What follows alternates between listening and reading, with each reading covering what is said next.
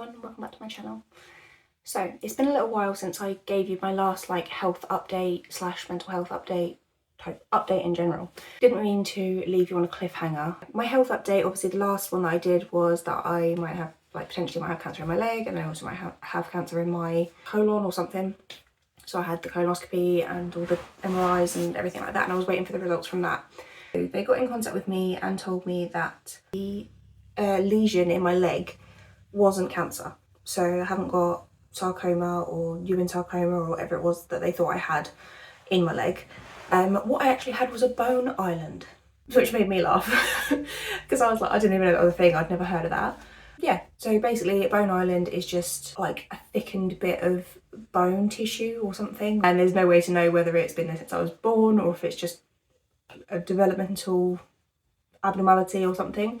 So luckily, yeah, that whole scary process of thinking that I had cancer in my leg was quickly like dismissed. I had the letter, like she read me the letter, and then I also had one more checkup appointment at the hospital. So I was pretty satisfied that that's what it was. Yeah, so that was that one out of the way. And then it was actually only like 2 weeks ago that I received the letter from the colonoscopy people, and it just said that the samples, like the, what are they called?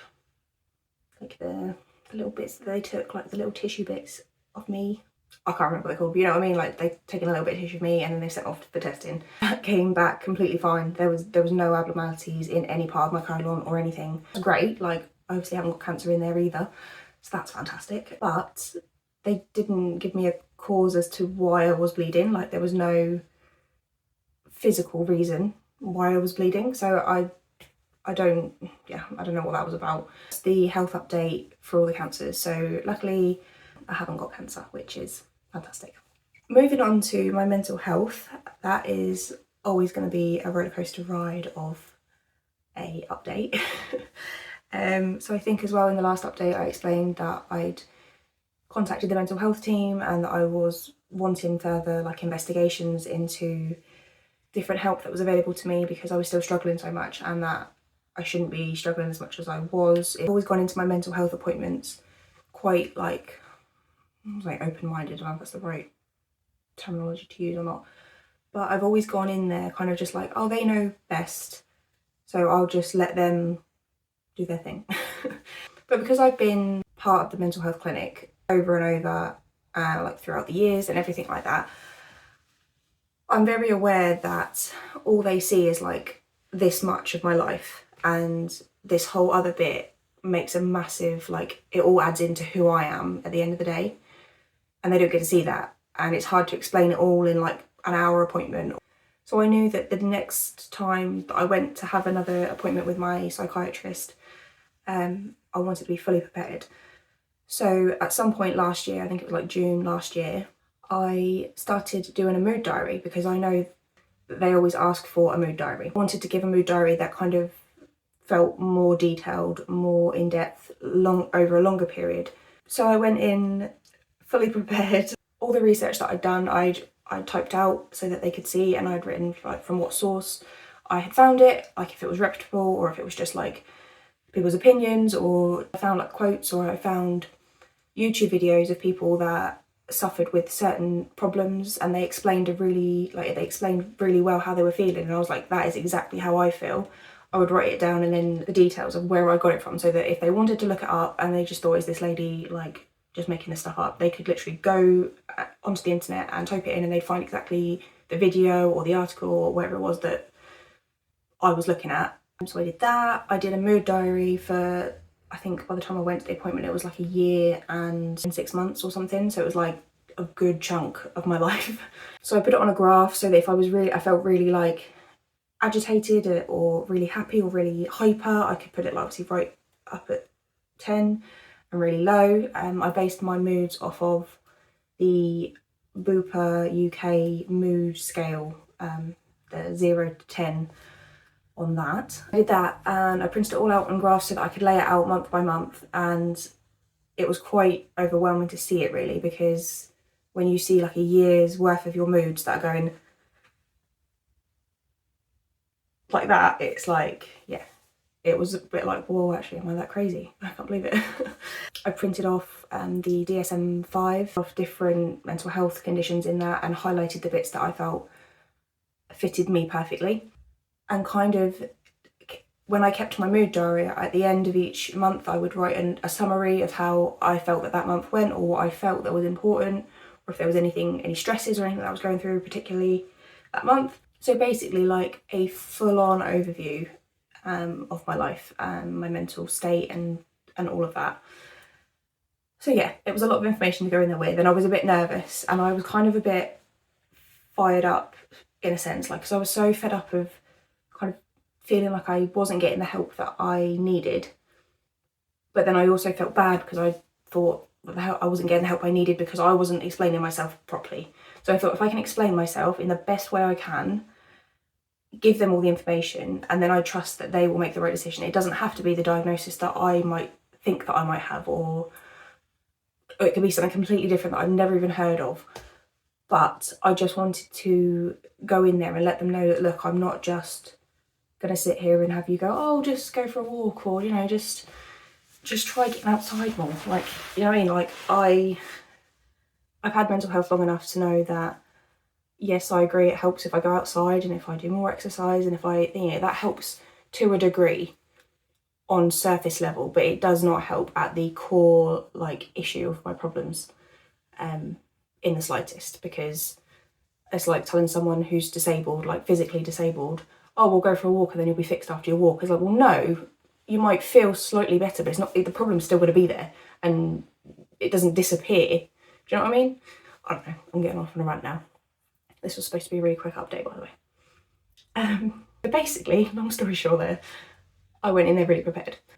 Yeah, and I saw the psychiatrist that I saw back a couple of years ago, the lady that diagnosed me with borderline personality disorder. And there and showed her everything, and she commended me on all the work that I'd done for the like the mood diaries and the research and everything. She kept all of that, so she wanted to look further into it because she couldn't read through all of it in the hour that I was there, because she was talking to me and asking me questions and stuff, but she kept that for kind of like to refer back to. But basically, after half an hour of talking to her, she was like, I'm fairly certain, she was like, I could say with pretty much certainty that I would say you've got bipolar disorder. Yeah, so she thinks I've got bipolar disorder, which is pretty much what I thought I had. So it was kind of nice to be validated in the sense of, you're not going crazy. It's a disorder and it's not your fault. Instead of, like with borderline, it's not your fault, and it's definitely not your fault when it's your environment and everything that it comes with. But borderline can be helped with, like, changing your thinking and going for a walk, and, do you know what I mean, that kind of stuff. Like, you can learn to outgrow it by your actions, if that makes sense. Whereas something like bipolar disorder is obviously it's a mood disorder, so it's something wrong with your brain. You can't physically go, oh, I'm going to do this and then it will help. Obviously, again, I get that there's things that can help and trigger it and blah, blah, blah, whatever, but the core issue isn't something that I was doing or not doing. It's something that was there and I couldn't help it. She said that she thinks I've got bipolar. There's different types. So there's type 1, type 2, and there's cyclothymia, which is a kind of type of bipolar, but it doesn't reach the exact criteria for bipolar disorder. It's a kind of different thing. She thinks that I've got type 2. So with bipolar disorder, if you're thinking of 0 being suicidal depression, hopelessness, just the lowest of low. And then there at 10, right at the top, there's mania. So times when you are paranoid, you're delusional, you're maybe hallucinating, like you're going through psychosis, you are probably checked into hospital at some point during that because you're a danger to yourself or others. Your spending's out of control, like everything you do is risky, but you feel great about it and you don't think about your decisions and you can't even think properly and that type of stuff. That's type 1. And then type 2 is pretty much exactly the same as type 1, but instead of being manic at 10, you're an 8 at hypomanic. So it's just like a little bit less severe than a 1 in the sense that I don't have to be like hospitalised each time I go a bit manic. It's the same illness is categorized by like having at least one really, really low thing. I can't know if it's one or thing, at least one really low, at least one hypomanic episode. That classes as bipolar disorder. And then obviously bipolar disorder kind of goes in episodes. So my episodes in particular are like every couple of months. I'll either be really high or really low, or there's a fun thing to bipolar as well, is that you've got these really highs and these really lows, but you can also have mixed episodes. So you can feel both of those things at the same time. And that's also what I have as well. So I have bipolar type 2 with mixed episodes, and it's also rapid cycling because of how frequently I experience them. So that's fun. But then not only that, obviously I do have ADHD, and she fully agreed with me. I do have ADHD, that's a diagnosis, I have that, and that is evident by the way that my medication helps me and how crazy I am.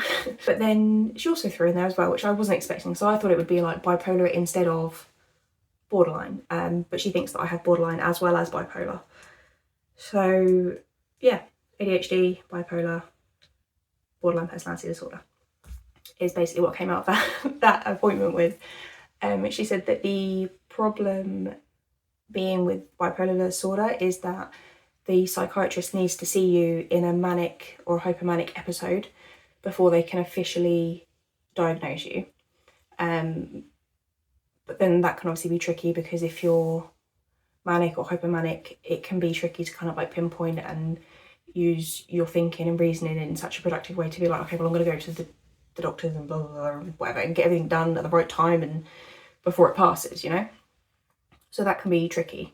But she said that she's confident enough that that's what it is, that before she's even seen me manic, from all the information that I'd given her and my mood diaries and everything like that, that she was happy to medicate me for bipolar disorder. So this was the reason I started this video, and I'm now 20 minutes into talking and I still haven't got to the point.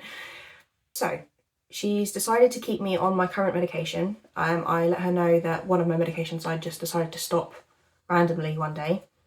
She wants to keep my 2 antidepressants that I'm currently taking, like on a daily basis. So I take duloxetine 60 milligrams in the morning, and then I take mirtazapine 15 milligrams in the evening. That's my 2 antidepressants. The morning one kind of helps with my mood. The evening one is more so for sleep, but it is also an antidepressant. And then also my ADHD medication, so my lisdexamfetamine. So she wants to keep that the same, but then she's added in a new medication which is called aripiprazole. I think in like the US it's called Abilify or something like that. That's like the brand name of it, but the drug is aripiprazole. She wants to start me on that. I had to have an ECG and bloods taken, height, weight, blood pressure, all that type of stuff, just kind of to see what my baseline was. I had to do it like a fasting one, so I couldn't eat for 12 hours. Just wanted to make sure that I was healthy enough to take it, because apparently that's what you've got to do for these types of medications, because it's like a mood stabilizer or like an antipsychotic. So yeah, it's a whole different class of drug that I've never tried before. I mean, I've tried like pretty much the rainbow of antidepressants. Yeah, never tried an antipsychotic. So that's slightly scary, because I feel like I'm now like stepping up my game or something, like going into the big leagues. But yeah, so my bloods and everything came back fine. My ECG was fine, blood pressure and cholesterol was fine, which I was shocked at. But my white blood count was low, which I knew anyway because I'm slightly anemic. So that's another thing to add to my troubles of life. I thought I would vlog my experience with taking aripiprazole for like bipolar disorder. So I'd vlog my experience so that people can see if it helps, if it doesn't help, or I can keep you updated on that. If I have any side effects, or if my symptoms improve, or different things like that. Yeah, I just thought it'd be good information wise, and I also thought it might be helpful for others that are going through a similar thing to kind of see my experience. So yeah, that's what we're gonna do. This was just gonna be an intro, this like little talking bit, explaining that, and then kind of this was gonna be the vlog of it. But I've chatted for so long now that I think that that's impossible, so I'm probably gonna have to put this video on and then continue to vlog my experience. But yeah, just thought I'd keep you updated. So thumbs up for the like haven't got cancer, that's like great. That's definitely taken a weight off my shoulders. On the mental health front, I have gained a diagnosis, so I'm gonna see if we can get medicated for it and see if it helps.